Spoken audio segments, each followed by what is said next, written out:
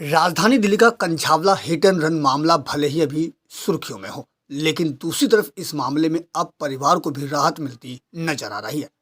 जहां एक और इस प्रकरण में गृह मंत्रालय को सौंपी गई रिपोर्ट के बाद मामले में धारा 302 जोड़ने को लेकर विशेष निर्देश की बात सामने आई है। वहीं दूसरी तरफ अब दिल्ली सरकार द्वारा अंजलि के परिवार के लिए किए गए आर्थिक घोषणा की राशि भी दिल्ली सरकार द्वारा परिवार को सौंपी गई है। दरअसल आपको बता दें कि बीते 31 दिसंबर और 1 जनवरी के दरमियान रात को कई किलोमीटर घसीटने के कारण अंजलि की मौत हो गई थी, जिसके बाद कंझावला पुलिस थाना को नग्न अवस्था में अंजलि का शव बरामद हुआ था।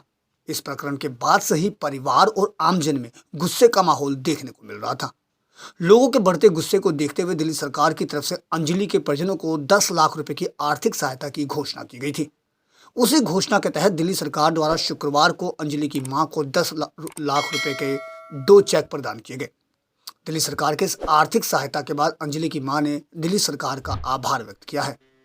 साथ ही इस दौरान उन्होंने अंजलि के भाई की पढ़ाई और एक सदस्य को नौकरी दिए जाने पर भी दिल्ली सरकार से विशेष अनुरोध किया है।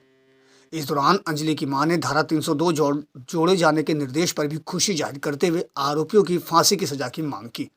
साथ ही पुलिसकर्मियों के खिलाफ हुई कार्रवाई को लेकर भी अंजलि की मां ने खुशी जाहिर की।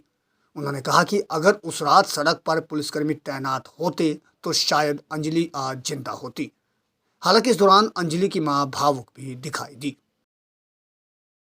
मैं धन्यवाद करती हूँ जो मुझे ये चेक दिया है और मेरे बच्चों की पढ़ाई लिखाई की तरफ ध्यान दिया जाए और मेरी दवाई की तरफ उसकी जिम्मेदारी सरकार उठाए,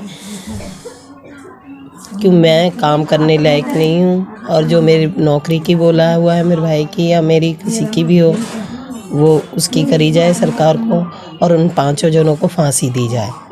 अच्छी बात है, उनको तो सस्पेंड होना ही था। अगर वो उस रात अच्छी तरीके से अपनी ड्यूटी कर रहे होते तो हमारी अंजलि हमारे। गौरतलब है कि 1 जनवरी को तड़के कंझावला इलाके से पुलिस को एक युवती की शव नग्न अवस्था में मिली थी।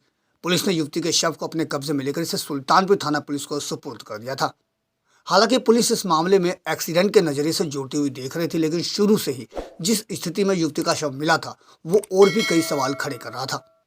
फिलहाल पुलिस ने इस मामले में 7 आरोपियों को नामजद किया है, जिसमें से 1 आरोपी जमानत पर है तो बाकी के 6 आरोपी न्यायिक हिरासत में हैं और पुलिस अलग अलग पहलुओं से पूरे मामले की जांच में जुटी हुई है। वहीं इस घटना ने एक बार फिर से महिला सुरक्षा पर कई सवाल खड़े जरूर कर दिए थे, जिसके जवाब शायद अभी भी पुलिस के पास नहीं है। दिल्ली से अपने सहयोगी फिरोज हसन के साथ अजीत कुमार की रिपोर्ट, हम वतन टीवी।